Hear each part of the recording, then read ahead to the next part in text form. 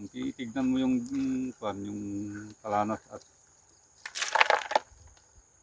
kung pinaghiwalay mo yung bitak at walang buhangin man lang,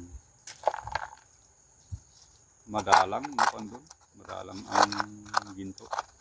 Pero kung ganyan na may buha-buhangin dun sa may bitak, minsan talaga nandyan sila. Okay, dulang muna. Dulang mura. Dulang muna, tampal ulit. Oh, wait lang. Ang ganda ng kalanas.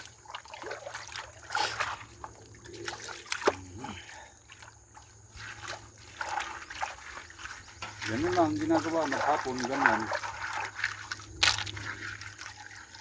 Dulang ng dulang. Kung maubos na yun, hanap ulit na yung ispat. Hanap ulit ng dudulangin.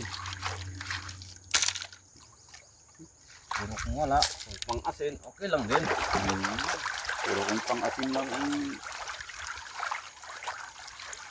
nakuha, ay pasalamat pa rin tayo may pang-asin.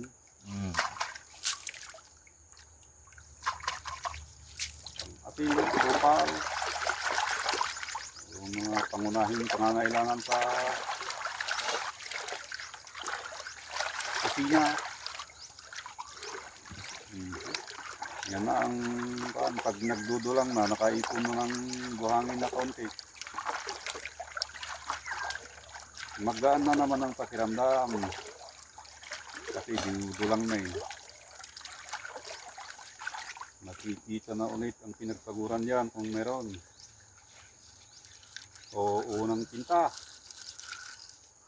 May titislap. Walang kumislap. Puro maragahang kumislap.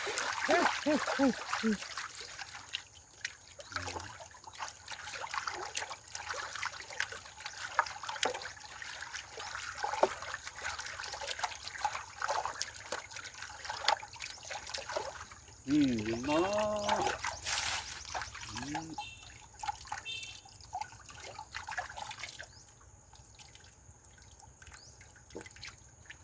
Hindi may isang. Asan? Ayun. Asan? Oh, tapon pa yata. Hindi. Asan na? Isang maliit.